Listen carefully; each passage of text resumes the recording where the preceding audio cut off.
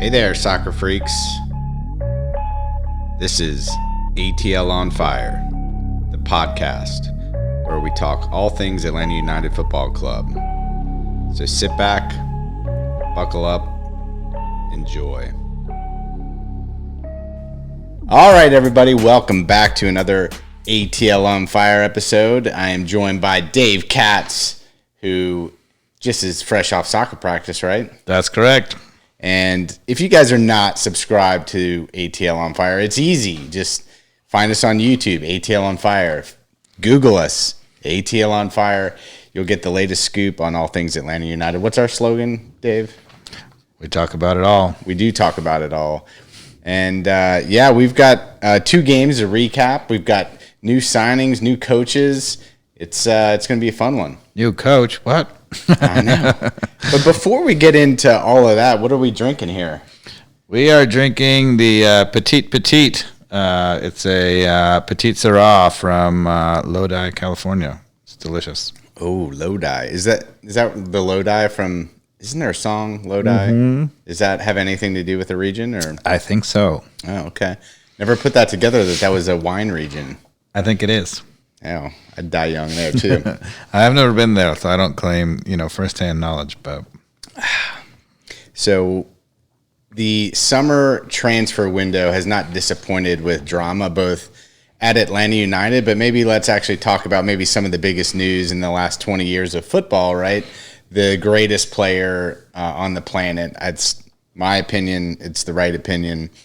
It's also been statistically proven. If you check 538.com, which is one of my favorite websites, they do statistical analysis, and they analyze across a whole bunch of different categories and every single player in the modern era.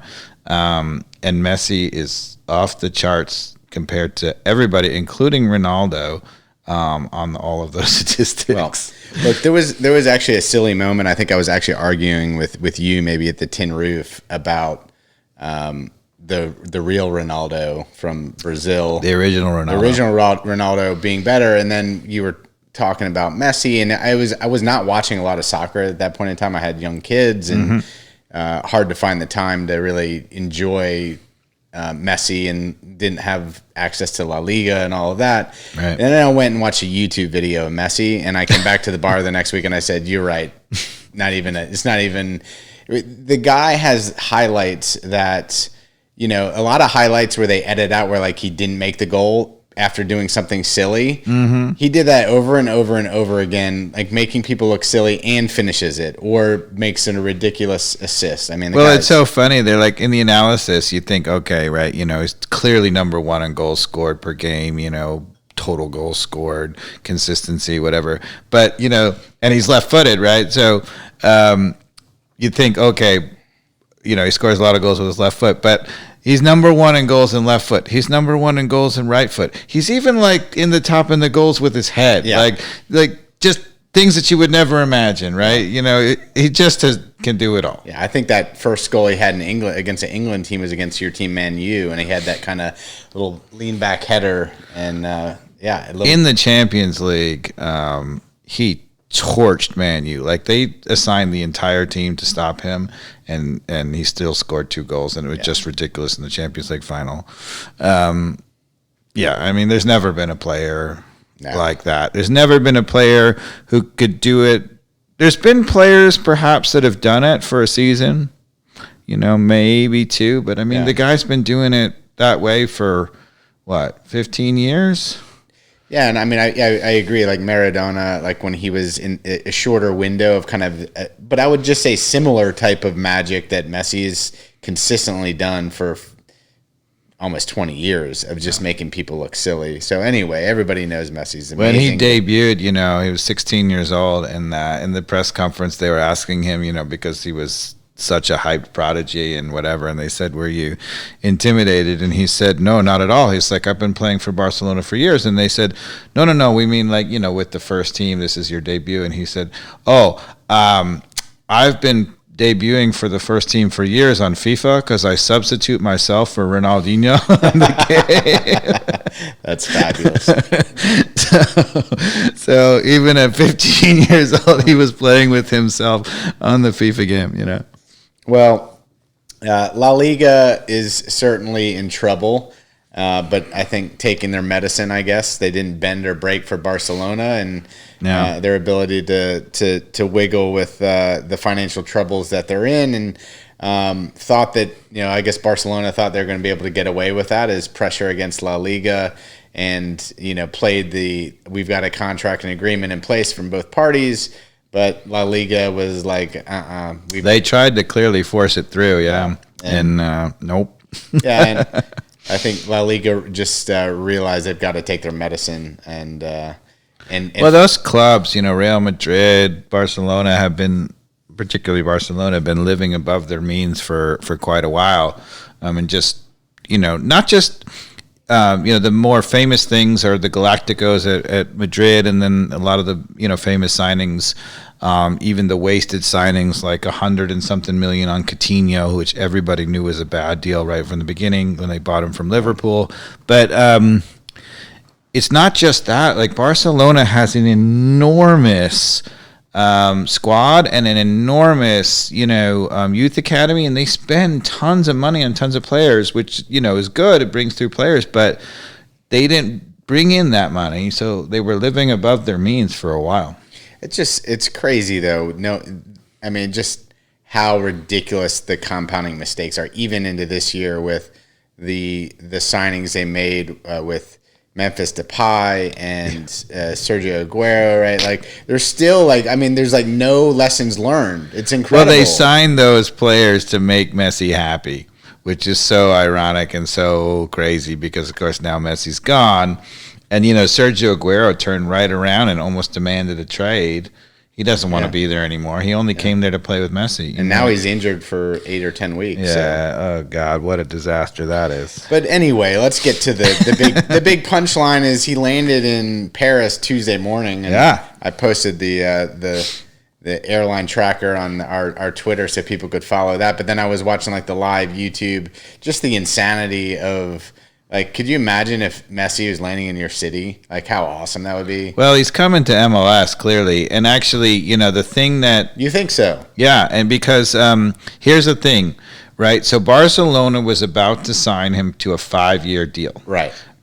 Paris Saint-Germain only signed him to a 2-year deal. And why? It's called money and they can't afford, a long-term deal. But because he agreed to a short-term deal, that means he's not long for Europe. And that means that in 2 years, I think he's coming to MLS. Yeah, I think maybe he has said over and over that he's interested. Yeah, so he'll be 36, moving towards 37 at that point. Zlatan was around that age when he played for Galaxy, so not out of the realm of still being able to perform. Well, the interesting thing is, the players who rely on quickness tend not to age well.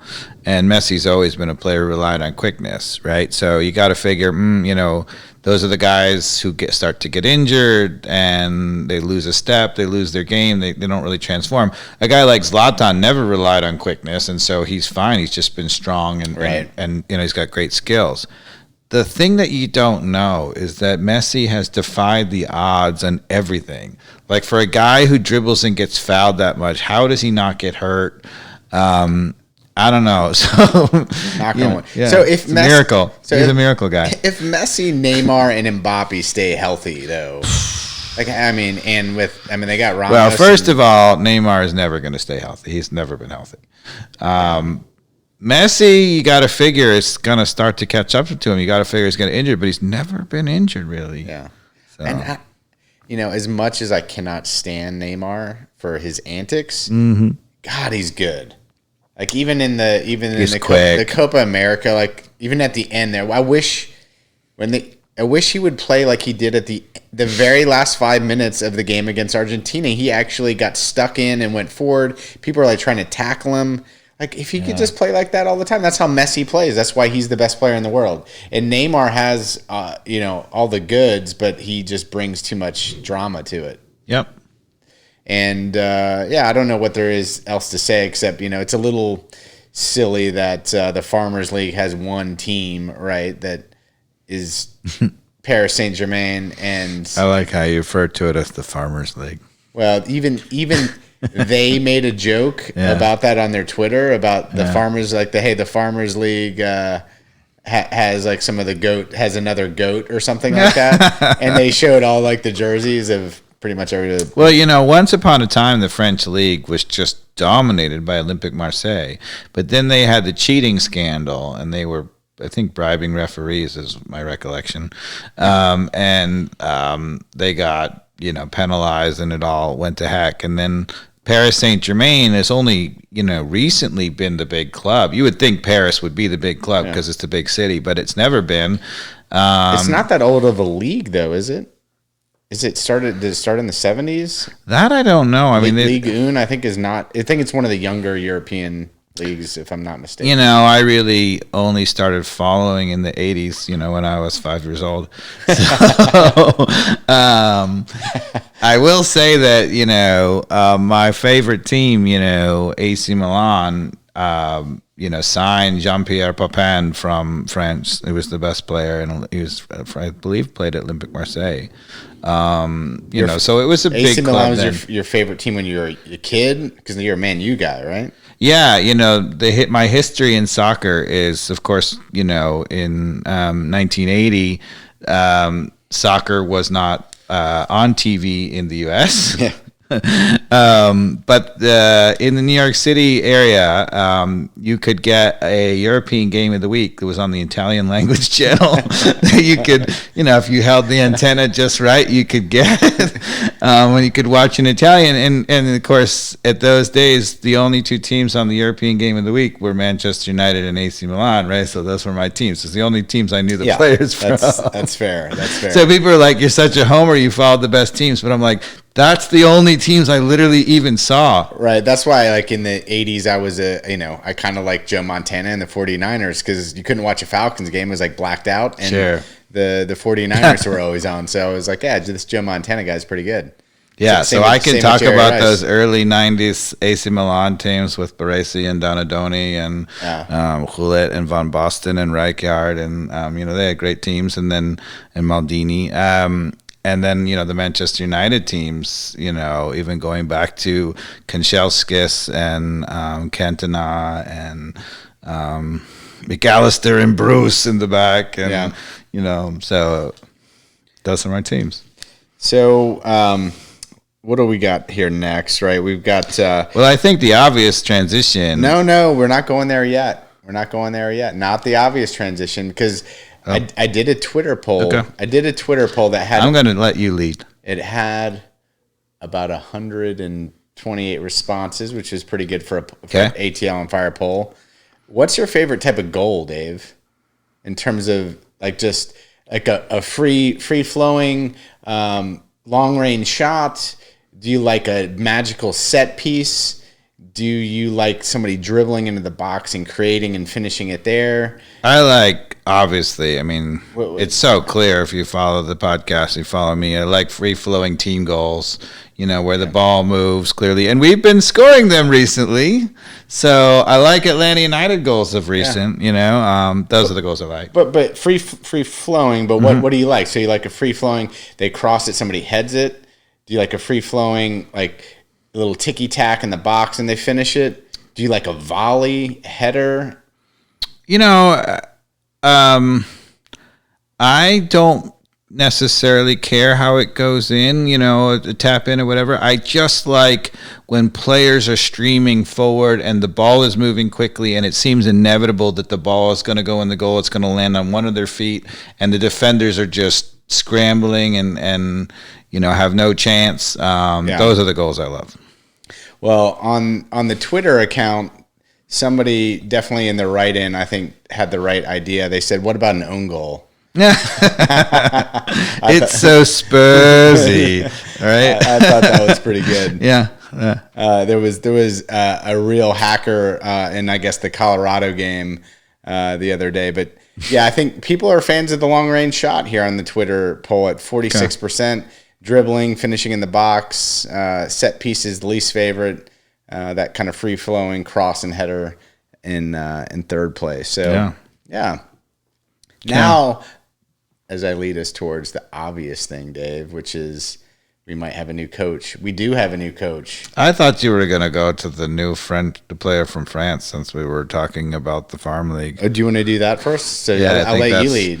I think that's the natural place to go. So for those of you who don't follow the farm league, France, and Paris Saint-Germain, and I have to say, just prior to COVID, I guess it was a year before COVID. I had the good fortune of going to a Paris Saint-Germain and sitting in the supporter section, which was an absolute blast. I saw now Manchester United Cavani and Di Maria, and it was a great game. They won. Yeah. But anyway, people forget that. So Paris Saint-Germain had two famous coaches last year. Tuchel, who eventually got sacked, went to Chelsea and won the Champions League final. And they replaced him with Pochettino, who was sacked from Tottenham. And through all of that madness, they did not win the title. It was actually Lille who won the title. That's right. Even, I wouldn't say going away, but they won, with a game to play, whatever it was in hand. And there's a Brazilian player on that team. There was a Brazilian player on the team. Yeah. You want to tell us about him? I don't know a whole lot about him, to be honest, other than probably what everybody else has done and YouTubed him. And what is it, Luiz Araujo? I don't know how you pronounce it. Araujo, I think. Araujo. Let's go with Araujo. I like that. Okay. I think that feels right. In my Luiz Araujo. I was going to say my Spanish, but I guess technically it's Portuguese. Right. Because he's Brazilian. Yeah. But I think he's a inverted winger, which you don't love, but he is a guy that clearly has a little bit of that paciness that I saw in the YouTube videos. Seems like he's got a little bit more of a nose for goal from some of the highlights I saw. Maybe has that long range shot that he can take, but just I think I just like this style of what I was seeing in some of the highlights. I felt like even when I watched PT Martinez highlights at River Plate before he came, I don't know, there's something you can glean, I think, from watching some YouTube highlights. And I felt like he's a guy that's coming off a championship at Lille only 3 months ago, so he's coming from a pedigree of winning. It's always good to bring that type of energy to a club that's trying to get back to that. And I think he very much complements, some of the players around him. So it's going to be interesting to see. And I'm forgetting, maybe was it Lille who was coached previously by Bielsa, and that's what he brought him to there? Ooh, I don't know. I think maybe that's true. We can look that up. But, I have to say, this is, we're going to talk about a coach or whatever, but this is the biggest news in MLS in a very long time, because dear podcast listeners, please tweet at us if you know any different, but I don't think there's ever been a player who was starting for a major league Champions League team. He's giving up the Champions League, people, to come to MLS in his prime. Now, there have been players who have done it, at 32, 35, whatever. He's 26. Yeah, 25 or 26. Yeah. Right?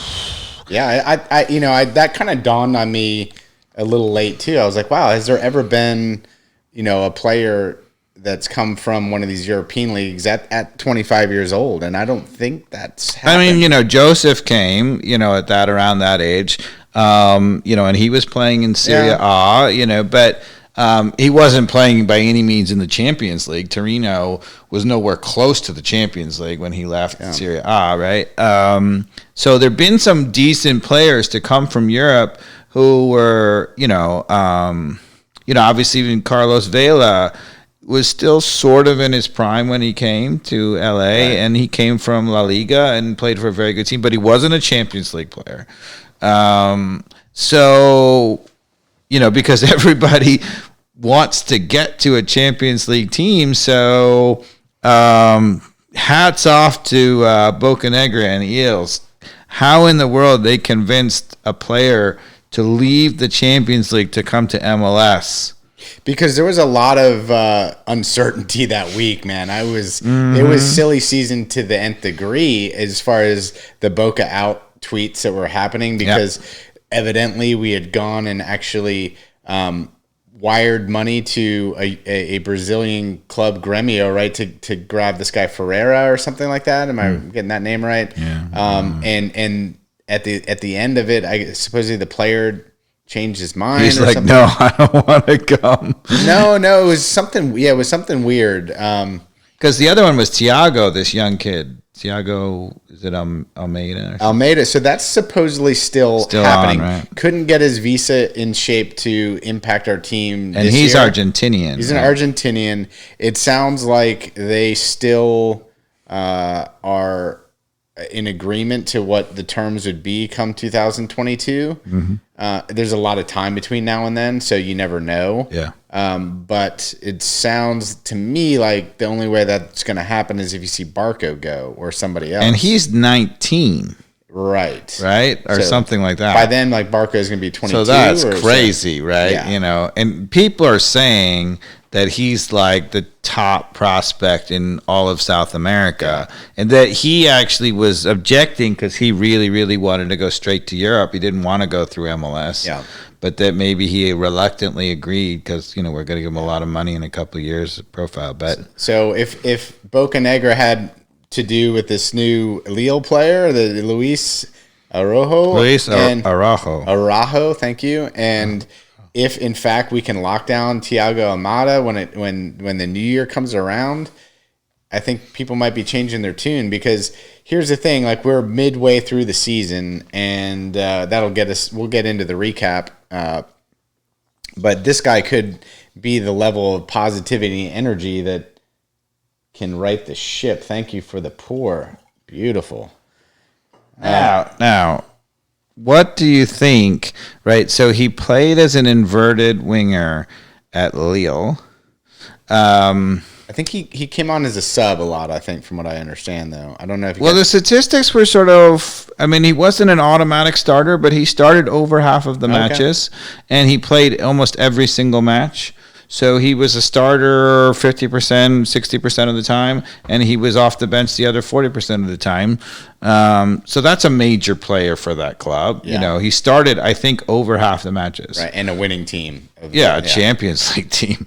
But he played as an inverted winger, and I have to say... hold on, let's pause for a second. Can you explain, I think we have in previous podcasts, what an inverted winger is? Yeah. So an inverted winger is a left footer who plays on the right side, or a right footer who plays on the left side. And it's called inverted because if you have a dominant foot, you have a tendency to go that way. So if you're a left footer like he is playing on the right side, you have a tendency to cut inside towards the middle of the field. And some coaches feel that that's an advantage because a player who's, especially if you play a very aggressive winger who's up top, they can cut in and actually are a threat to shoot. Yeah. And then once they become a threat to shoot, people have to step up, and then they can also create. The difficulty with an inverted winger is that an inverted winger inherently is going to crowd the space, right? Because if you have a natural tendency to come inside, when you come inside, there are more players in the middle of the field, right? So when you're trying to open up the field, attacking soccer, as we've talked about on the podcast before, is about space and movement, right? So the more you can space out the field, the more you have more room to go at players. So, if you can beat a guy every time, that's great. But if you're consistently beating a guy to the inside, there tends to be another defender there. If you beat a guy to the outside, nobody's helped out there, and then you're free to go. Plus, if you can beat a guy to the outside, somebody from the middle has to come all the way out to address that, and then wherever that space they left, that's a gap. Okay, so this has been a big discussion. What is our formation, or what is his fit when we've got Joseph, Moreno, and Barco already kind of up in that space? I mean, Moreno is kind of on the, at least of late, right? He's kind of been playing that up on the left attacking side where he's cutting it back and kind of in that space a little bit. Yeah, he's sort of an attacking midfielder in the gap between, the midfield and the forward, kind of in that pocket. But he's not an out-and-out winger. You haven't seen Barco or Moreno really out on the side. An out-and-out winger would classically play, along the touchline, so to speak. And the reason why you have an out-and-out winger, because if you have an out-and-out winger who can play out there, and if they can take on the guy and beat the guy, then it just opens up the game because everybody has to shift. Right. So is this what does this mean for Bello being able to take that space, or a Mulroney who's kind of been speedy up the left side? Well, yeah. So this is the thing, right? So most of the coaches who are playing a quote unquote inverted winger, they want, a left footer player on the right who cuts inside, and the expectation is that there's a wing back who's going to overlap, who's going to take that space. And so if you have a guy cutting inside while the wing back is taking that space, now the defenders have to choose, right? They either come inside with you and leave the wing back wide open, or they stay at home and. But do you think they're going to play him as an inverted winger? So that would mean he'd be on the right side, right? He's left-footed. And that's what doesn't make sense to me, because no, I don't think so. Because if you look at our team, I think Barco and Moreno have both showed that their best spot is sort of behind the striker in the gap. They're really good at that, running at places, getting defenders to come step up to them. And we'll talk about the games, but that's how we scored a lot of the goals in the last two games. They're not outside wingers. They're not playing along the touchline. The two guys who we have who do play along the touchline and who like to take on players and deliver crosses are Brooks Lennon and Jürgen Damm. Both of them are right-footed. Both of them play on the right side.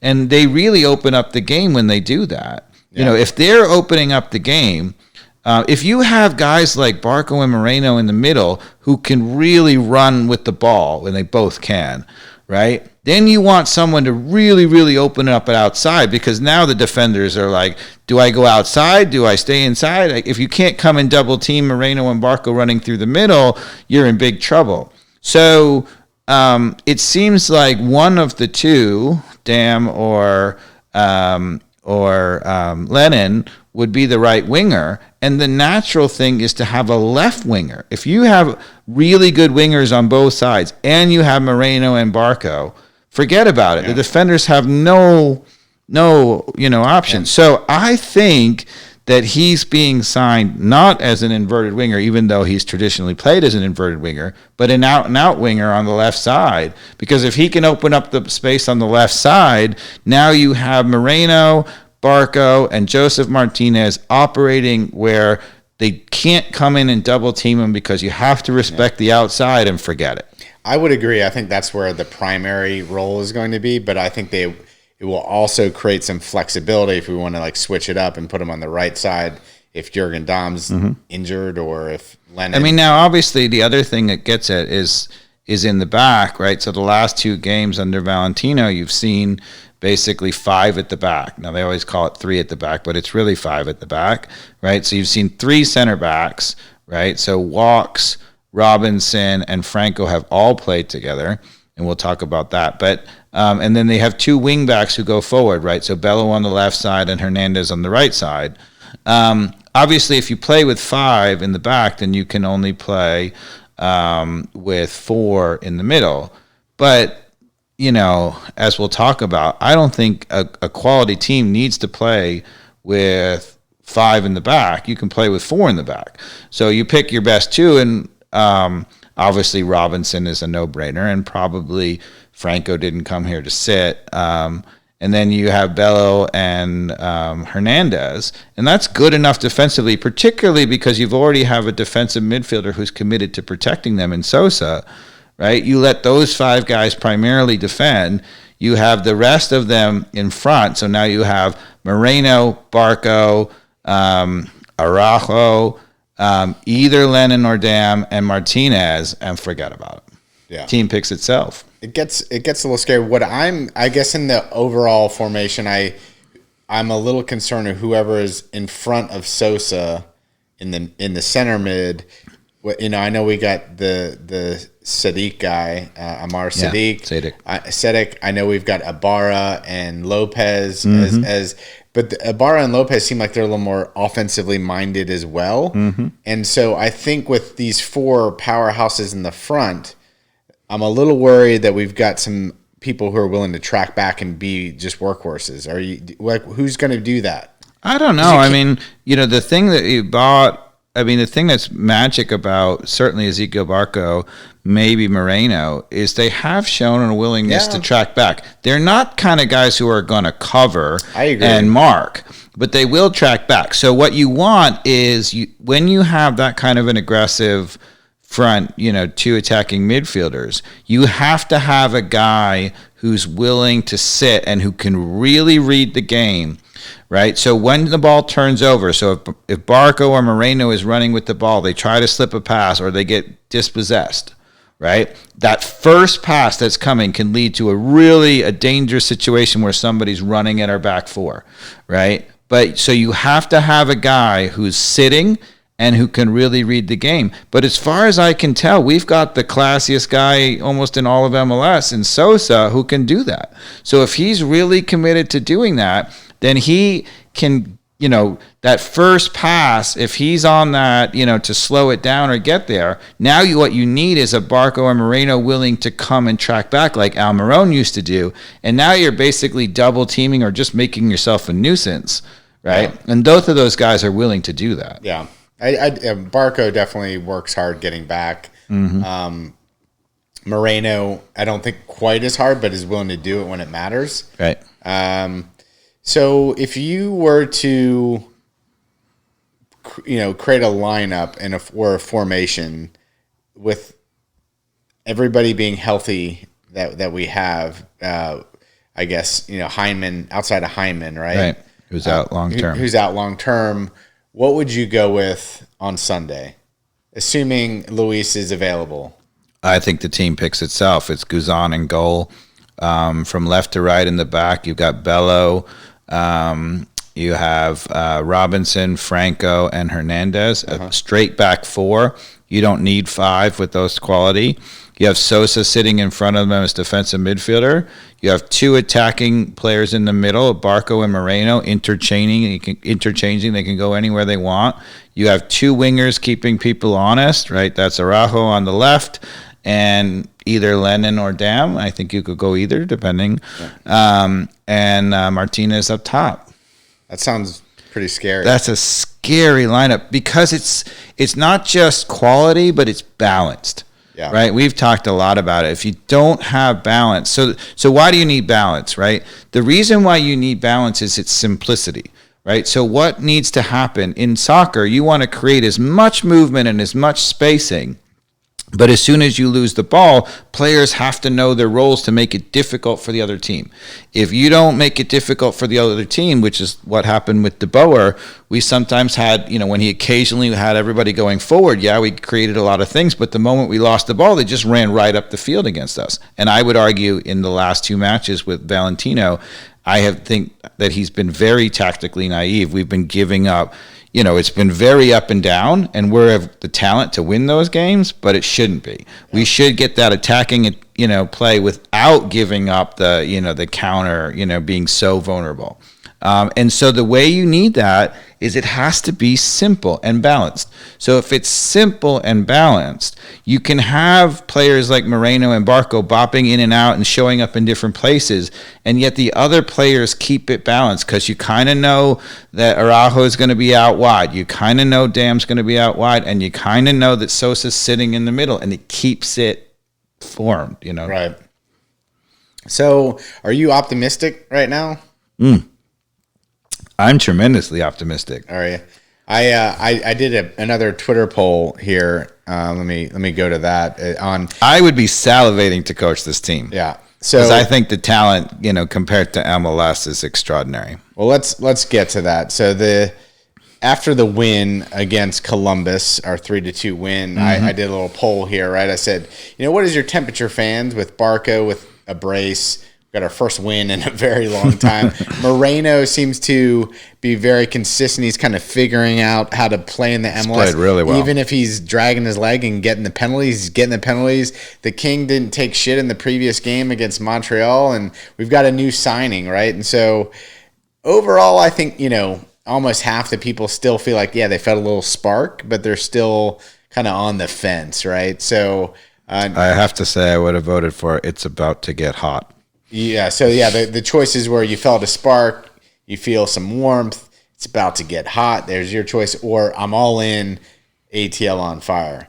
Definitely not on fire yet. You can't not say that until we've put together a few wins, but I think it's about to get hot. I think that's the right call, but it was not the winner in the poll here. It was you felt a spark. So people are very cautious right now. We've been down for a while. Understandably so. So. And to be honest, I would have said if we didn't necessarily have a coach coming in and we were looking at long-term Rob Valentino, I would have said maybe a spark, and then it's going to be a bumpy road up and down because I feel like he's tactically been a bit naive. Yeah. So let's get to that next topic, right? Yeah. Which is what? Yesterday we announced Atlanta United's new coach, Gonzalo Pineda. Correct. Who has been the assistant coach of the Seattle Sounders since 2017, I believe. He's a Mexican national. He played in Liga MX from like 2003 till 2013. So like 10 years as a star player in that league. He has made many appearances in the World Cup. I think he had a lot of starts in the 2006 Germany World Cup, if my research was that the one where Mexico did better. Right, there was one that Mexico went all the way to quarterfinal or semi. I don't know, but yeah, he played center defensive mid, so a bit of a Sosa type of player, right? Oh, I didn't know that. I think defensive center mid. So yeah, I think that'll play well for Sosa, who is somebody that we obviously want to see continue having that vision and particularly in the earlier games. I think he's struggling a little bit right now, if I'm being fair, but we'll see. So I don't know what overall, Dave, what's your take on the coaching choice? So we went after the big name and struck out with the Italian or not the Italian, the Portuguese coach. And now we've interviewed somebody who understands the MLS, has played in it, understands this hemisphere, understands TAM, GAM, BAM, and WHAM. And, what do you think of that with somebody who's never coached as a head coach before? There's a lot of risk there, no? It's a lot of risk because, as we've talked about in the podcast, you never really know about a coach until you actually see you are who the record is, and apologies to all the people who are going to talk about Glass and, he was asked to do X and Y, but his record with the twos was poor. His record with Atlanta United's poor, and he's going to continue to have a poor record. How's he doing at Aberdeen? Well, he hasn't really started yet, right? He's about to start the season, right? I guess so, yeah, but I thought, didn't he have some trailing games when he went at the end of the season? I don't know. Maybe you're right. I don't really think so. Okay. But I'm not sure. But yeah, so other than... I feel bad for you Aberdeen fans. So we've gone with people who have had track records, whether it's Frank de Boer and that coming with a lot of baggage with him, someone with Heinze who had a decent track record. Well, we had one coach in Tata who had a long fantastic track record, and he obviously did phenomenally. We had De Boer after that, and De Boer had a very good track record at Ajax, and then 2 horrible stints with clubs where he lost, but he didn't really get much of a chance. Yeah. So it was a little bit of we talked about it as, overall his track record was really strong. And a good track record in 2019 with Atlanta United. I know people want to poop on that and say, oh, we did have all the talent in the world. Anybody could have come in and done that, but we got a couple trophies. I know they were what they were, the Open Cup and the one game tournament. That's not really I don't think those are things to poo-poo. I think it was. But the thing that stood out the most for De Boer for me is that he at least got the team.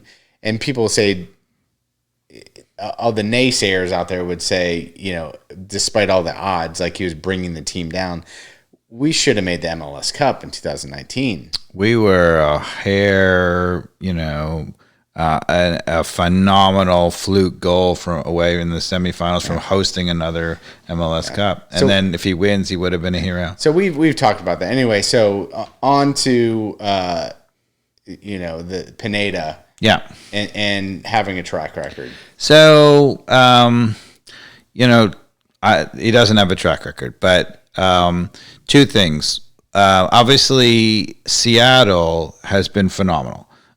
We had my cousin on the podcast a few weeks ago. Have you talked to him? Is he sad that Yes, he was very sad. He thinks that Pineda is phenomenal, and he thinks he's like he hates him now. But but he was kind of the behind the scenes tactician, in terms of... that's what we've heard, that he actually, and that's encouraging, that he wasn't just... So many of the assistant coaches are not the tacticians, right? The head coach does all the tactics, and the assistant coach job is to run training, basically.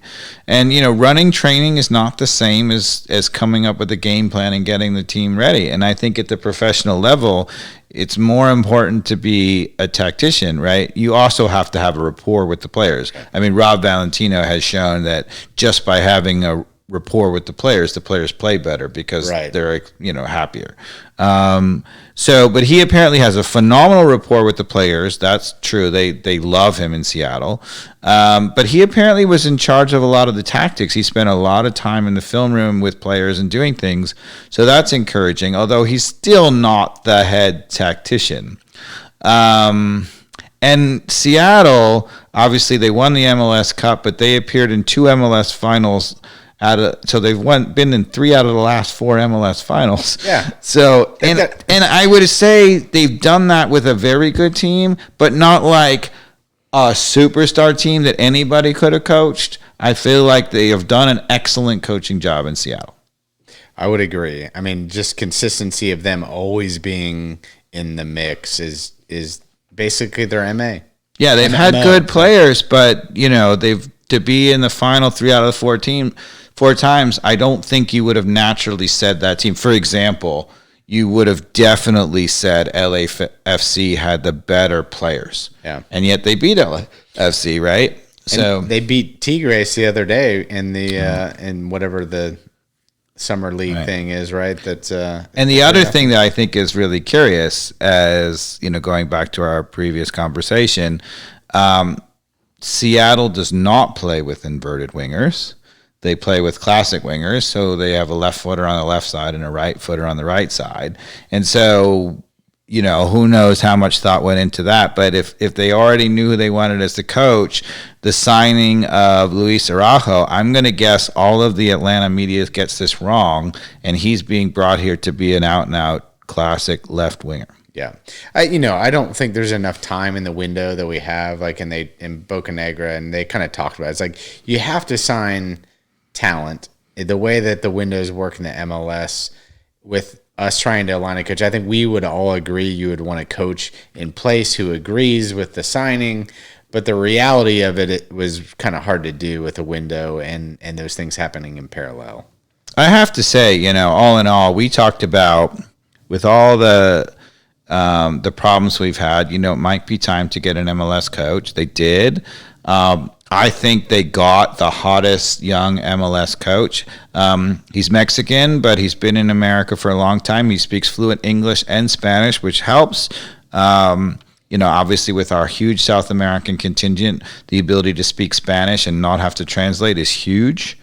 All signs point to good things. Yeah, and a guy that hopefully in the pressers isn't going to look like he's constipated. He certainly is apparently a much more friendly, outgoing kind of guy. Right. People love him. Like, he's a joy to be around. You talked about this a lot, and I think, it's underappreciated. I think you very insightful about the fact that you want the kind of guy who, the cook is happy to see, the Jersey guy is happy to see, And that's where I think I got it wrong with Heinze is I like people who will kick their grandmother to win, but you almost also have to play that role of being positive with everybody else, and it seems like he wasn't that guy. And I don't know, I guess my perception of that was wrong, but it seems like even from his first presser that he was introduced as the Atlanta United head coach, he does have this positive energy that people are starting to read. Yeah, now on the flip side, to be successful, coaching is a ruthless business, and there are moments where you're going to have to make a tough decision. Again, one of the things that concerns me about Rob Valentino is so buddy-buddy. Like, this idea that, he was talking to Martinez about the coaching decisions on the sideline, and apparently, Joseph texted him at 2 a.m. to say, something about whatever. And I'm like, I think that's too close, right? The players have to they don't need to be afraid of you, but they do have to have a healthy respect for you, and there has to be a distance. You can't be their best friend. Right. Because there are moments where you're going to have to make the hard choice, and you're going to have to pull Martinez out, and he's going to be pissed, but you have to do it and know that it's right, and he has to respect that enough to be like, you know what, I'm pissed, but, like when Tata would do it, he had the respect of the team, and nobody was going to be like, they were going to be pissed. And there were some Joseph Martinez threw some temper tantrums on the sidelines, and Tata kind of smiled at him and was like, okay. Right. So Valentino is staying as an assistant for Pineda, and it sounds like Pineda is bringing one of his other assistants from Seattle, so we're stealing 2 people technically from Seattle, right? Yeah, which is a win, right? Because we get better and Seattle gets worse. Yeah. So, if my cousin David is listening. Schmeitzer, is that his name? Yeah, he's a German guy.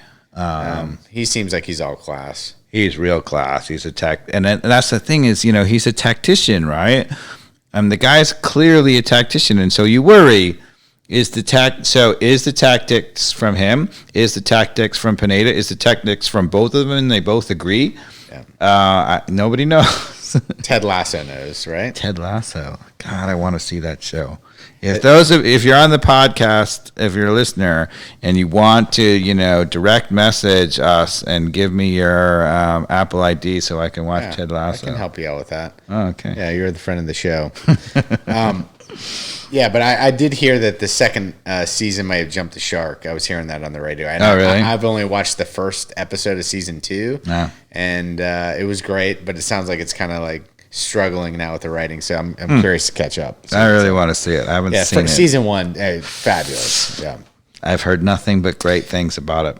So where do you want to go now, Dave? Well, I think we got to go to the 2 games, right? I mean, what's going on with Atlanta United? 2-game recap. So we flew all the way up to the Canadian border. We crossed it. Montreal. Which is actually an interesting thing because they weren't allowed to play in Canada for the beginning of the season. They've been playing away because there was a COVID restriction. You couldn't go back and forth, right? So that was the first time that the border was open that Montreal was allowed to go home. They've played all their home games on the road so far in the U.S. because that's the only way they could play. So I've got the YouTube up here on the screen now. Okay. So we entered that game 2-3-7 according to the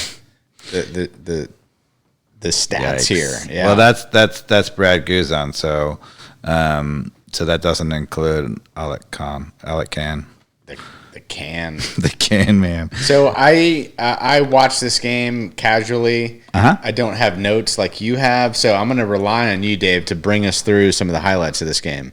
Yeah, well, so the first thing I would say is here's the reason why three center backs tend not to work, right? So if you go to the first goal, right? So we're playing three backs, and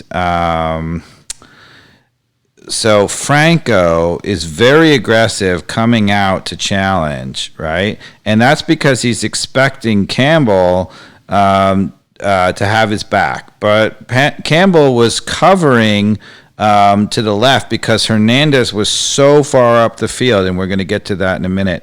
But so because of that, Franco just assumes three backs. I can be aggressive, right? And I don't have to worry about it. Campbell is covering not behind him for Franco, but he's covering for the outside guy. And there's a sort of flick on right through, and he's wide open. All right, so we have the clip. Is this it right here? It's the first goal. Let's give it a go. Soccer is presented by American Family Insurance. So, Right. Lovely ball to this is us. Yep. So watch Franco. So Franco is there at the top of the box, and watch it let it go on the replay, right? So Franco steps up to challenge, and he assumes that Campbell's got his back, but Campbell's just, busting it to get back. Because this was when, so this is the right clip, right? So watch Franco. He steps up right here, and he's assuming that he's got his back, and he just slipped in behind, and Campbell's trying to recover for him, right?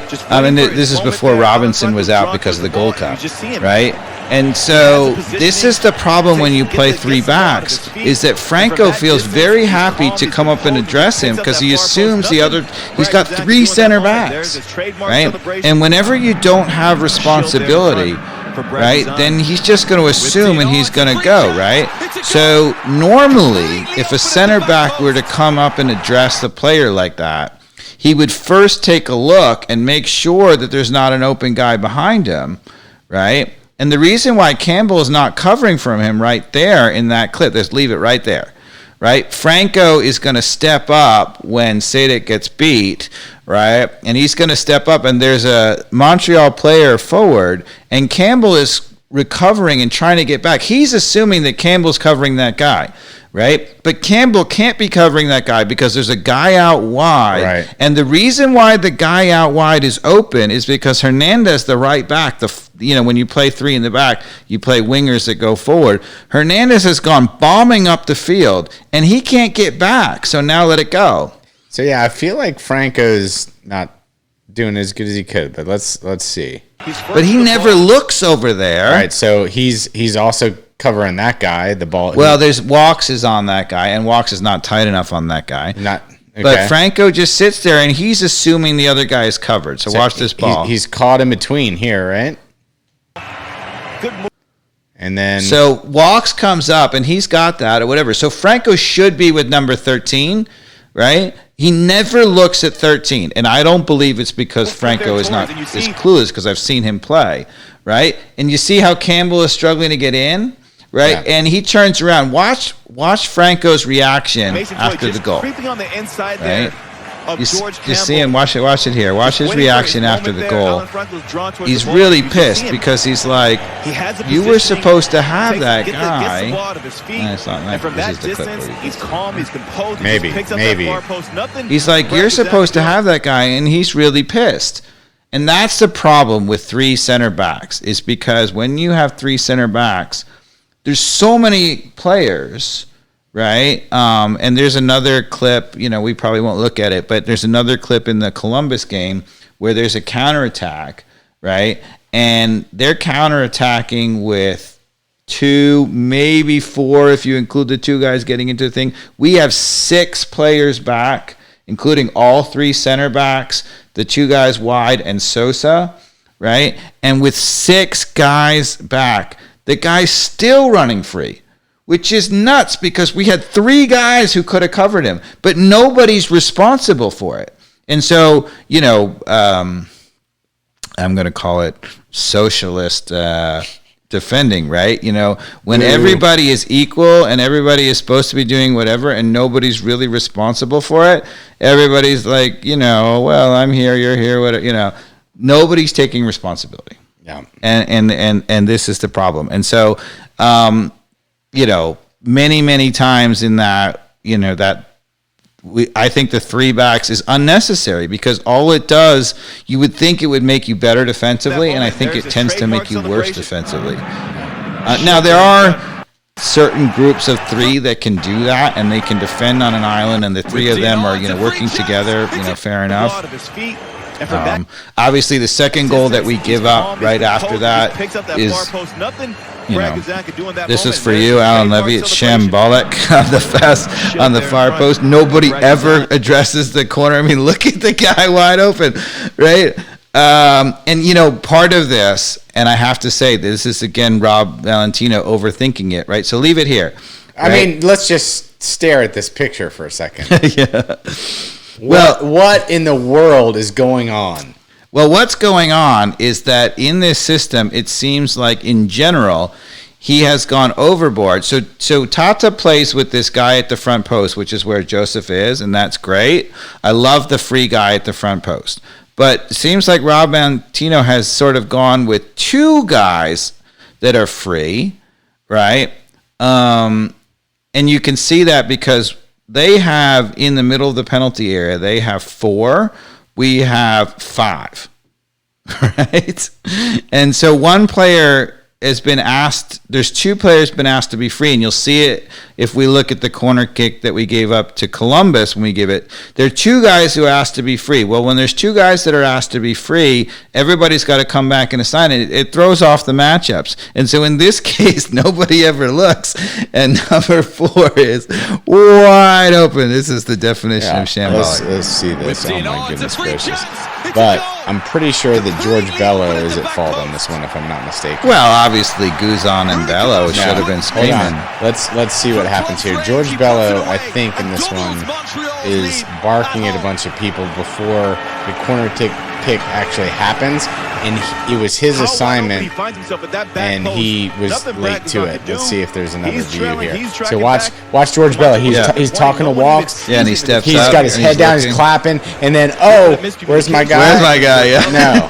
And that is classic Bello, because I've said to you occasionally he's a bit naive, and I think that's just being young. That's being young, but you can't be going to Europe if you. No, I agree. If you're going to scout him for Europe, you're going to look at that clip. And that clip right there. And all of the Atlanta United commentators who are like, "Oh, Bello's good or whatever, and he's so great, and look at him going forward." True.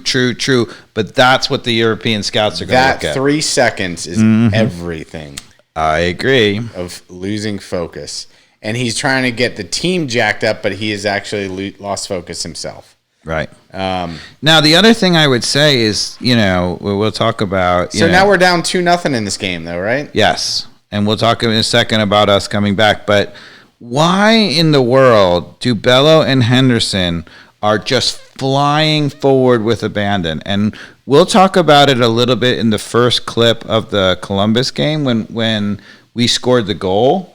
Even in the scoring goal, you can see the tactical naivety of Bello, that he's so committed to just flying forward. He's getting there way too early and way too often. And in that first goal, if Hernandez wasn't caught up the field, right, and Campbell hadn't been have to cover for him outside, we don't give up that goal.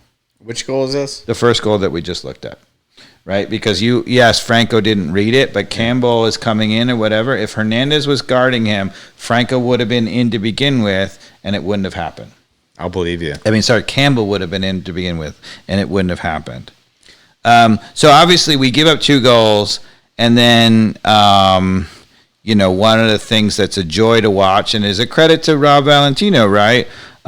We scored 2 goals, right? The first one, a running Barco right off the kickoff almost, right? Finds Joseph Martinez. And, if anybody says Joseph Martinez is not quite back, watch this. Right? So Barco running, 40 yards, finds Joseph not in a great spot, but goal. Right, and that's the Joseph of old, right? Yeah. And I don't think we're going to see that consistently for another X number of weeks, but that gives me hope that he will come back. For the YouTube people, I didn't have it up on the screen, so let me do that again. Okay. And I should say, for those of you who are just listening on the podcast, we're talking about right off the kickoff. We give up the second goal. Barco running on the ball.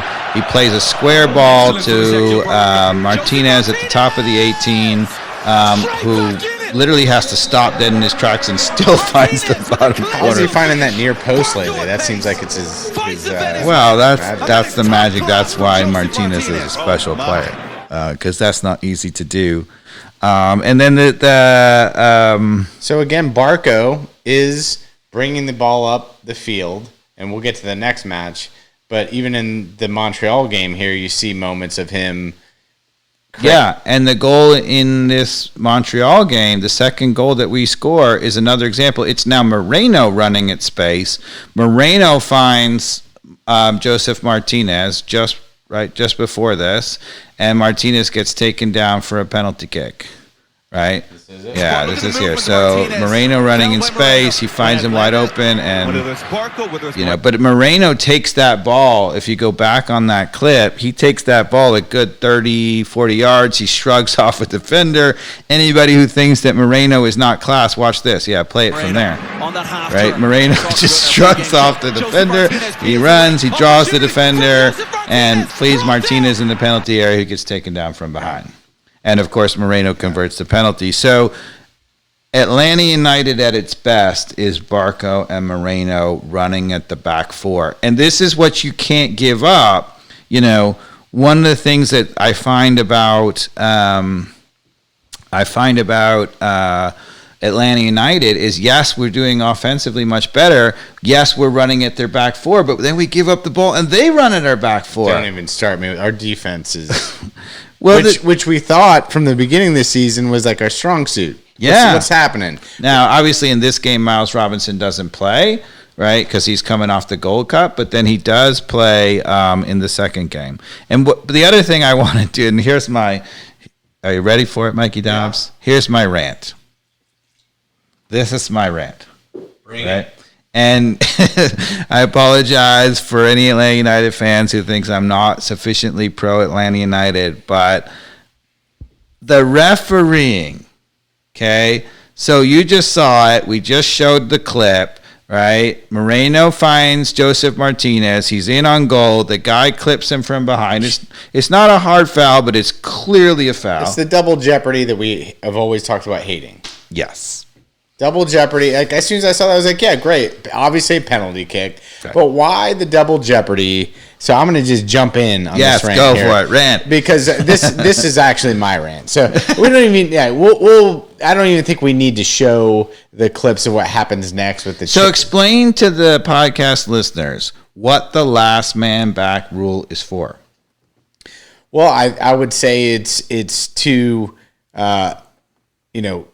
clearly reward the team that was stopped from a clear goal scoring opportunity. Yeah, and to get a red card, right? So that the team is punished. But in the box, it's a different story because you're already getting it made up by having hopefully an opportunity that was just as easy as you just had. So I would say that the last man back rule, which has only been in place for 10 years outside of the box, was designed because players would be played through. They'd be running on goal, right? And anytime a player was running in on goal, if the guy was still outside the box, the guy would dive, grab his shirt, and just pull him down. Because all the danger was you got a yellow card and they got a free kick outside the box where he was running in on goal for a breakaway. Right, and the rule was designed so that if you did something cynical like that as the last man back, that there would be a long-term penalty in the game. You'd have to play a man down for the rest of the game. Right. The rule was never designed for that inside the penalty area because you already have a right for the referee to address that by awarding a penalty kick, and you can just give him the chance to convert exactly how he would have had on the breakaway. The double penalty there, I think, ruins a little bit of soccer in general, which is it's not anti-Atlanta United. It's just I don't like that rule in general. Now this is, I don't blame that on the ref. That's how they're taught to do it in the MLS. It's how they're taught to do it in many leagues. I blame it on the ref. I think you're being too nice because The referee has discretion here. The referee could have awarded the penalty kick, given the guy yellow. Hold on, because we're about to get to why this referee does not have discretion, okay? Okay. This referee does not have any control of the game. It's all done in the box upstairs, and it's all done by the pressure of the MLS, because the next mistake he makes is two peacocking off in the box. Right. After, anybody who's played soccer, like, there was nothing violent in it. Like, yeah, the guy put his hands up on Joseph's throat, and Joseph peacocked his face up into his chest, and that's all it was. Right. So let me just explain for the viewers so that we know what we're talking about. Right. So right after this, Joseph Martinez comes in on the goalkeeper. He almost steps on him, or something. And Wakayama gets in a huff, prevents him. Joseph Martinez's momentum takes him into the goal. Right. And Wakayama gets in his face. Right, I think you had it there, almost. Yeah. Gets in his face and confronts him. Right? Yeah. And so now, ball goes in. Falls kindly. Right. And then there's a little scuffle here in the box. Like, he keeps him in the goal. This happens in every day. A little, like, oh, come on. Nothing. Two tough guys, right? Nobody swung at anybody. There's a little shoving. I mean, at some point, to your point, the ref has to realize, come on. That's what I'm talking about. Did there. he choke him? The hand to the throat. I actually completely agree with you, Mikey Dobbs, that I would have to say, despite the fact that by the letter of the law, that yes, is violent conduct, the shove, the neck, or whatever. All of it. It's what MLS wants to instill. Like, but those two players avoided swinging at each other. Unacceptable behavior by the letter of the law. So what happened was the referee, to your point, who is trying to ref the game and make it fair, had already made the decision he was going to give 2 yellow cards. Right.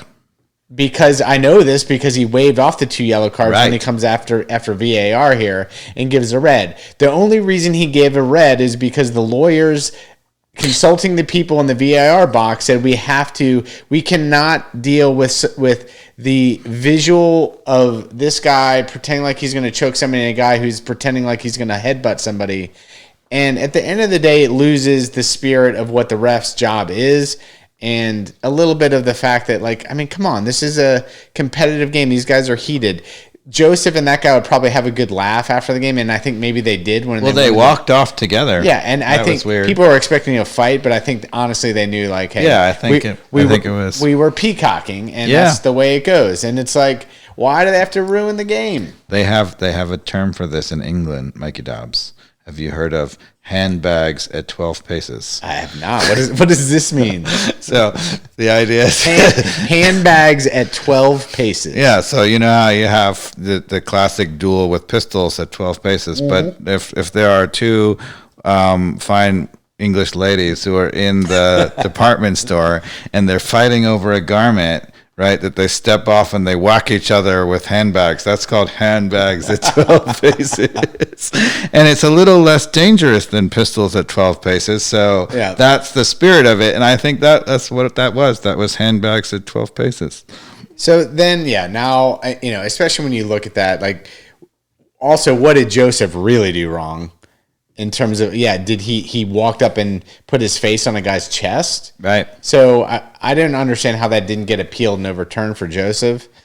Well, because the MLS is never going to overturn that because it's in relation to violent conduct and just exactly what you were saying. So is pushing violent conduct? I think that's what they're saying. Now, what I would say that I disagree with you slightly, which is MLS, I agree with you 100% that the reason why he did that is because of the lawyers and the VAR and blah, blah, blah.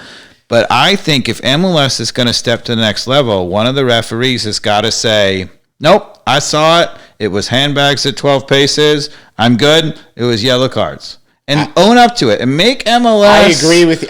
Make MLS be like, whatever. But that's where these MLS referees, who I think are capable, have a little bit of fear and they're afraid. Yeah, they're afraid because of the institution. They think they're going to lose their job. Yes, but you have to actually You have to actually embrace your job, not to lose your job. Right. So one of these referees has to step up and be like, yeah, I might lose my job, or I might go down as the best referee in MLS. So we're not disagreeing. I 100% agree with you. Okay. Yeah, I agree.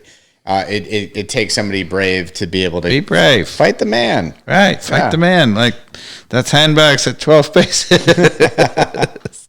You gotta love the British for their expressions.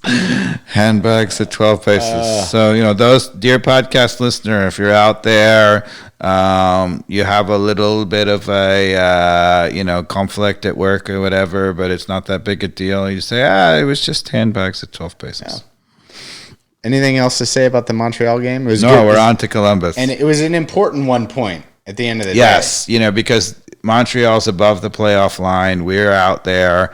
We have an interim coach. We're reeling, and we're down 2-0. It looks dire, and to come back and gain a point, bravo.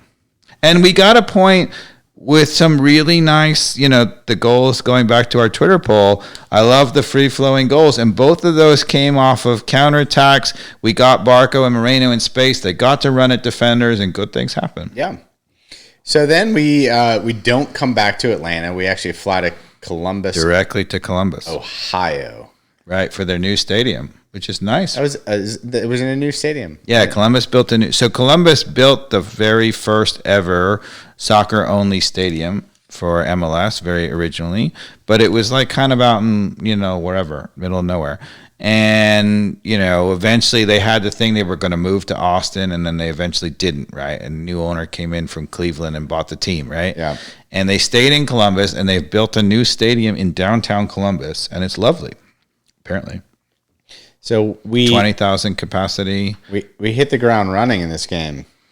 Yeah, no kidding, right? Right. So was it 46 seconds? No, it's 4 minutes. Four minutes, and so it was 46 seconds. The 2 games ago, Atlanta United on the front foot. 46 seconds 2 games ago, and now 4 minutes in, there's Barco running at the defense again. Right. Beautiful little back heel by Bello, and then boom. Okay. Side netting. Now here's where I'm gonna criticize. Okay. Right. This is Rob Valentino, and there's Barco, and the wingers are asked to go forward early. They're already at midfield, and then they're asked to go forward again. And if you back it up or watch the replay again, right? Watch what Bello does. So Barco is right there. Leave it right there. It's perfect, right? So Barco is there. He's made a beautiful move, and he's going to come breaking into space. If Bello was a little bit patient, he would have waited till Barco got in that space, got his head up, and then taken off. But he's not. He's been told. And look at the far side, right? Maybe that's Jürgen Damm. I'm not sure. Yeah, but on the right side, look at him flying up the field, right? Does he have it? Is Barco going to play him the ball? No. He's facing completely the opposite way. I don't have any problem with that as of yet. But it's so automatic, right? So what I would have said, if I were the right winger there, I love the fact that he's ready to go forward. I love the fact that he's up in that space. He should be slowing down, right? Waiting. If Barco cuts the ball back, then take off. Okay, well, let's see if he does, though. I don't know. He doesn't cut the ball back. Well, in this. But watch what he does in the right winger. In this still frame, I don't know what he does in the next second. So let's see. Right. He slows down. Not really. He's still flying up the field. He's slowed down, dude. All right, but go back and now watch what Bello does. Okay, but that guy on the right side definitely slowed down. But after he already got flying up there, and now if he had lost the ball, stop it right there. So if he had lost the ball right there, whatever, look at where our 2 wingbacks are.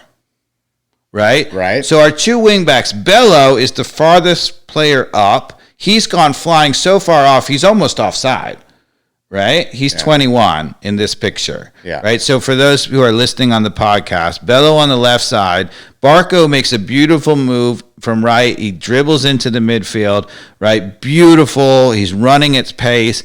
Bello is so anxious. He's gone way too early, right? And he's basically offside, right? He has to like hit the brakes to avoid going flying offside. On the right side, now that I'll agree with. I agree Bello is a little anxious, but on the right side, I felt like the guy did slow down and try to. But if he loses the ball right there, right? So right now, where Mikey Dobbs has stopped the clip, Bello is basically entering the attacking third of the field. He's about halfway between the midfield line and the attacking. It's almost at the top of the 18. circle. Yeah, or top of the 18. He's a little further than that. But anyway, he's entering the attacking third. So I would like to have both of my wing backs right poised to run right at that moment. I don't think they are. They're both ahead of him. And I don't want my wing backs ahead of him. They're getting ahead of the play. And if he loses the ball there, we are counterattack city. Neither of those guys are in the play at all. And they're not helping him. Yet, as you see in this play, Bello is so far forward that when he gets the ball, he has to turn around, track back, and do this crazy back heel. Which is beautiful. Oh, it's beautiful, but watch. I'm going to let it play and watch. Right? He's coming back towards his own goal, which you never should be doing. He should be going forward, right? And if he was going forward, that's an easy 1-2 pass, right? But instead, he has to do this crazy back heel. Now, he makes a beautiful play, but that's crazy. That, to me, is technically naive. All right. So the second goal is like in the 34th minute, I believe. So this is what I was pointing out, that our outside backs go so flying up the field that,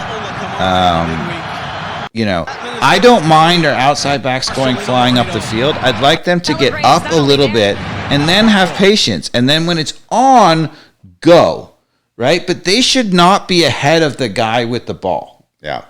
If they're ahead of the guy with the ball, then what happens is instead of running into space, they end up standing and waiting or maybe doing a crazy back heel give and go. So we look pretty good early on in this, right? So here's another goal in the 32nd minute. Mm-hmm. Moreno gets it out wide and does his nice little dribbling on the ball. I want to say he looked for the foul. Yeah, what do you think of that penalty kick call? This is the first penalty kick, second goal. Oh, I think that they need to get rid of that in the game. I mean, I don't love the drag the leg, and you see it in Europe all the time. They give it. If both of the defenders stop in space and plant their feet, and it just sets up a very easy trip-based situation for any talented player that can dribble around cones to lift one of their legs and just make sure it bumps it and looks like a trip. Because the thing is when that's a legitimate foul, and it all it is like a little, if you're running and you get tripped a little bit, like you do fall, right? So it's almost impossible for a referee or even VAR. Like, you can watch it a million times and be like, well, did he do it? Like, I don't know. Like, I would say in that one, he was looking for the foul and got it, right? But so who initiated the contact there? Was it the defender or was it Moreno? It was Moreno for sure. I agree. On both occasions, even the first player, he was trying to initiate contact on his left foot, and then he switched it up, and the ball went a little out of his range, and he made sure he dragged his right foot and then clipped the guy and then got the penalty. I agree. So I think that was not a penalty. Well, no, it's not, but this is where VAR is failing us again. Yeah, because VAR is only going to overturn it if it's clear or whatever. So they're looking for is if the referee got misled and there's absolutely no contact. But that's not what VAR is for. The VAR is supposed to be looking at that and say, look, the referee saw it in real time, which is real hard. Yeah. Right? And they're supposed to look at it closely and be like, he dragged the leg, he initiated the contact, I think no penalty. But that's not what VAR is being used for. Yeah. So then 2 minutes later, we get scored on yet again another set piece. Yeah. I don't know if you want to show it, but we have, again, two players who are marking, space instead of, we have, in our infinite wisdom and trying not to give up a corner kick. We've had dangerous corner kicks. Yeah, so play that. We have 2 players, right? So there's Conway. Conway is sitting centrally and should be playing the ball, who is our goal scorer, strong head. And the more I looked at this, the more I'm blaming Conway for not getting there. Well, he's playing what Tata initiated, which I love, which is to take a forward, put him at the near post, and let him be free and just go after the ball. Right. And that's what he's doing here. So I love that. Now, he doesn't really go after the ball like Martinez does. Correct. And it's a little, and you can, if you watch this, Miles kind of gets clipped on the play and can't really get as tight to his man as he wants, just the way that the other players are setting up. And to me, the opportunity to stop this was Conway. I mean, it was actually a pretty good header at the end of the day. It was a fantastic header at the end of the day. And I'm not going to put too much blame, but I felt like Conway, if he was committed to this, would have stopped it. But there are 2 free players. I don't know if you played a little bit more. There are 2 free defenders, not just one. There's 2. So stop it there. See, Conway's the guy in the middle, and there's a guy out wide on the front post, right? Yeah, there's a guy running with him inside of him. You can barely see his back foot. I don't know who it is. But so there's a guy outside of the 6-yard box, right? Who's at the front post. This guy? No, defender for Atlanta United. Yeah. Right? So that's a free guy who's not marking anybody. And we just showed Conrad who's not marking anybody. Right. He's the guy in Conway, there. Right? Conway, sorry. Yeah. So you have Miles. You have Miles who's about to get clipped, trying to follow his man. But why do we have 2 free guys? Why do we have 2 guys who are zonal marking? So those guys are zonal marking and not man to man. Everybody else is man to man. These 2 right here, Conway and whoever this is, are free. This guy's useless at this point because he's not really covering the front post. Right. So that's like a wasted man. In the tactics of things. Right. So what should be happening is that guy should be where Conway is, and then Conway should be marking the guy, and then Conway can fill this space a little like. Well, he should be marking the guy, and then. Well, even in this case, he can be playing zonal and get up with his big head. I don't think. Why do we need 2 zonal guys? We probably don't. But boom, Conway's late to it, and you could say Miles is his fault for not covering his man, but. It was pretty hard on the replay to It's a terrific goal, right? At the end of the day, I don't think you can really say, like, oh, we should have, whatever. But I'm really wondering why we have 2 free guys in zonal marking. No clue, actually. Watching that clip, that was like... Look at him dip down here. And that's Moreno. Who is that? No. There's so many players. Yeah, it's Moreno who is out front. What is Moreno doing there? Yeah, just taking up green space for no reason. And what that does, so I would say, look, he doesn't get to the ball. And on top of that, if we do clear the ball, where's the guy who's going to start the counter and run its space? How about that hack right there? Oh, my gosh. How is that not a goal by Columbus? I mean, oh, my God. Brad makes a great save. But, I mean, this is MLS, 1.0 shit right there. I mean, talking about the play for number 12. Number 12, Etienne or whatever his name, or who was it? I don't know. He just slashes at the ball and hits it super wide on top. Talk about halfway back here tonight after allowing multiple goals. Opening half for a third. And what about the second penalty for Atlanta United? Do you think? All right, so we're about to go to that right now. Okay. Here it is. Right there to call the.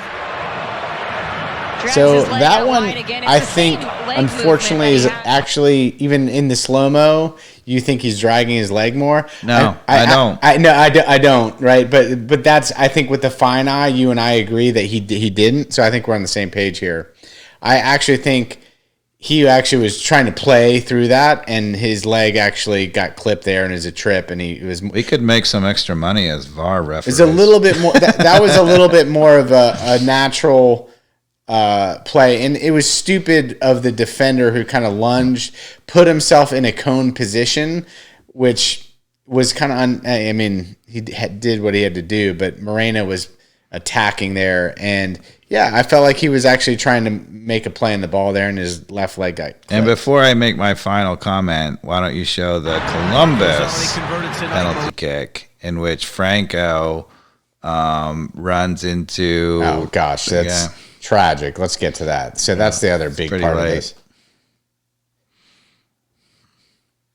So is this right here? Is that what this is? Corner kick? No. No, that was. This is the offside, which got keep called going. back. But look, left here, but That's another in opportunity. the middle of the field. That's a tough one further to than this, get. when Franco runs it. So it's right here. So the penalty kick or free kick gets cleared out, and then somebody chips it back in. It gets here it is, headed up in the air, plows him over. What is that? That's a penalty. Why did he do that? I'm not sure why he did that, but what the question is, do you think it's a penalty? Oh, 1,000%. And not even like close. I mean, here we go. Hold on. Why Alan Franco runs this guy over is beyond me. I think it's a penalty, but it's pretty soft.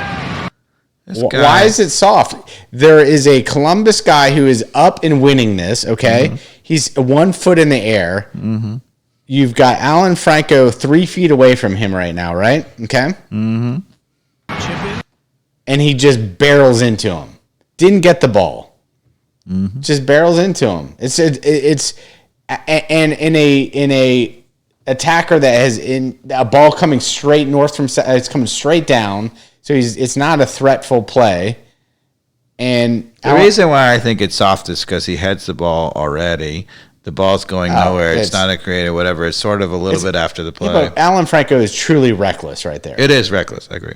And I think it's a penalty. I would have said penalty. And it's a penalty, right? So it's like, it's just. But I have to say, if this were the World Cup or Champions League final, and I hadn't called a penalty kick earlier in the game, I would have said play on.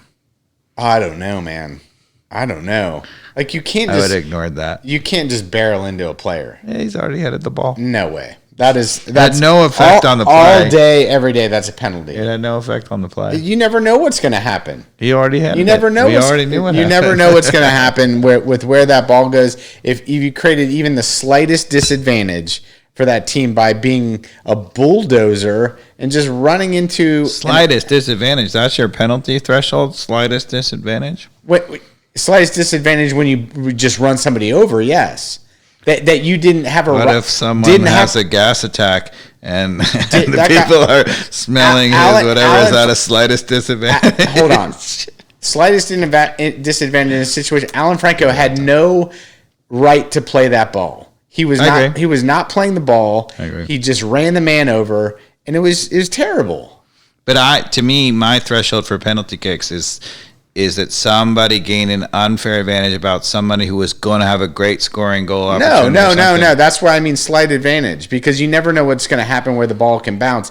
And if you just run, you can't just run a player over. Like I agree with that slight advantage if there's something, he's attacking and you don't know he could have gone and he's going to shoot it.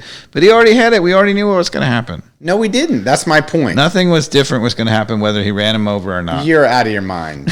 You're out of your mind. Like I still think it's a penalty. I agree with you. I think if he doesn't get run over there is a better dangerous situation that Columbus could have put themselves in with the way he could have headed that ball. Dobbs, we're back to normal. It's the first time we've disagreed in a while. Thank goodness. Man.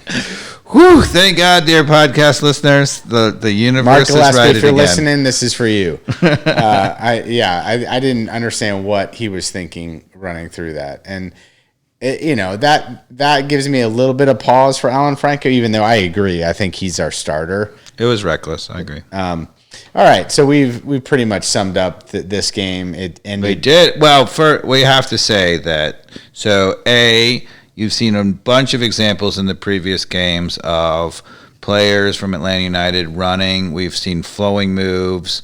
These are all great. What I would have said, keep that up. But the problem I have with Rob Valentino is we've done that and we've given up on the flip side tremendous counterattacks and whatever. So you have to be able to get the flowing moves without still having the balance and not giving up those tremendous opportunities.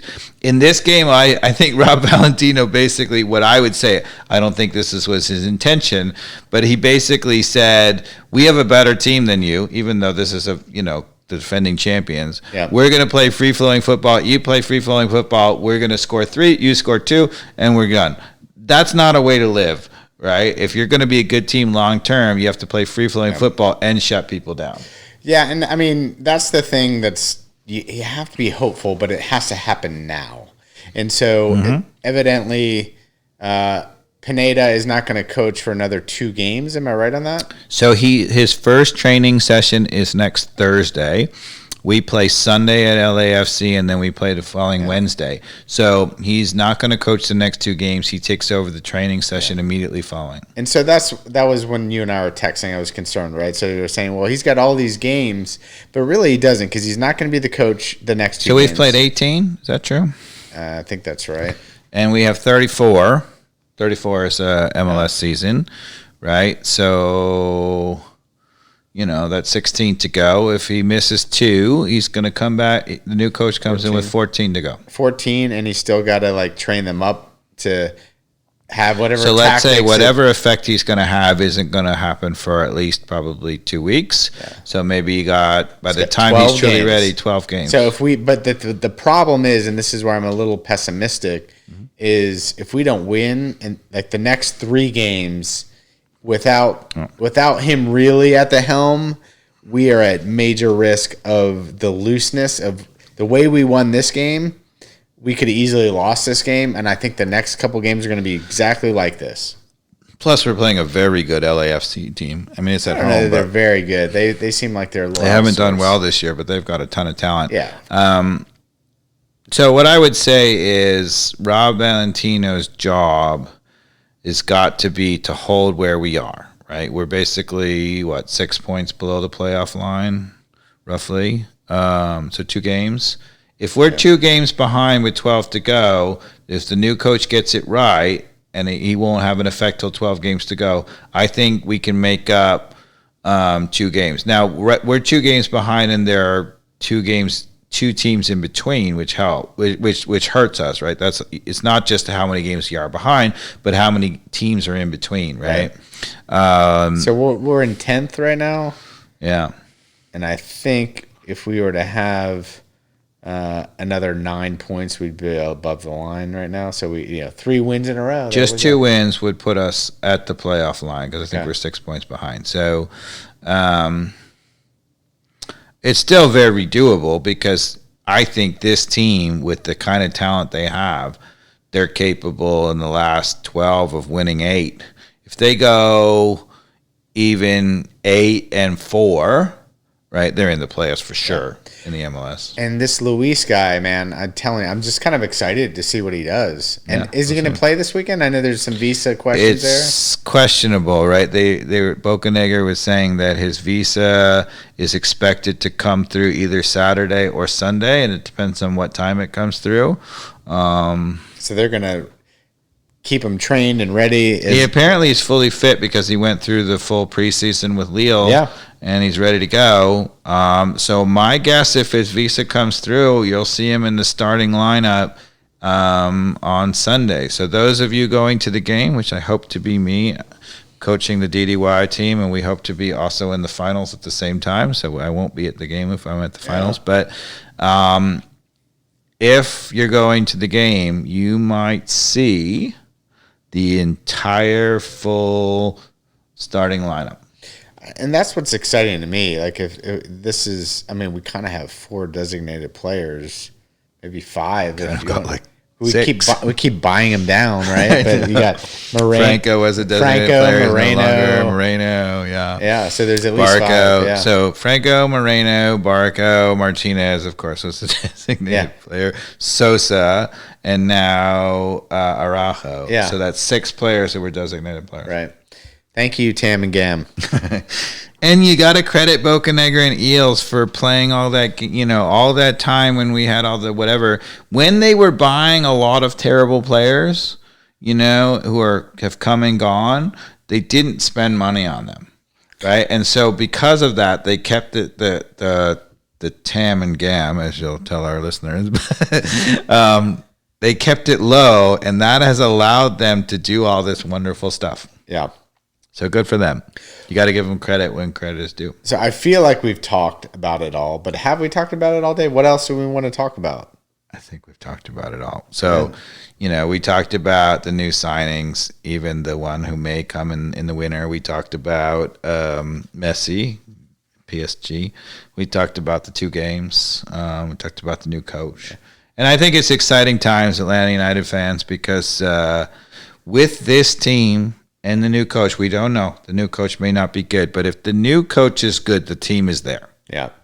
So one final note: if Messi does, in the glory days of his career, come to MLS, is it going to be Miami or LA Galaxy?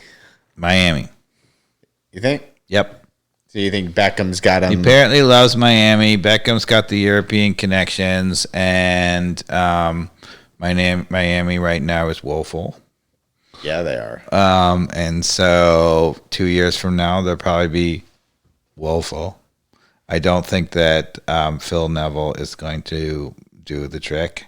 He's their coach. And so,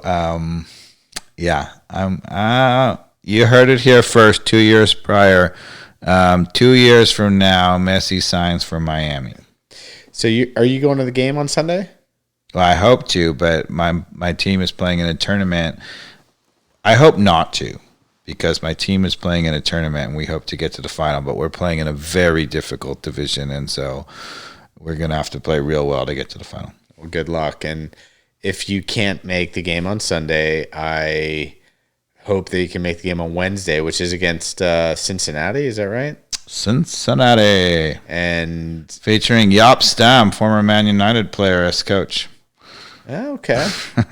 Is he still just as beautifully bald? Beautifully bald, and the team is still terrible. And I think sorry, Alan. I think on Wednesday we should do a tailgate, traditional style. Are you in for that? I'm in. Good. I think, I know it's a Wednesday. I'll block out my work calendar. Can we do a podcast from the tailgate? Absolutely. Okay. I mean, I think you heard it here first, listeners.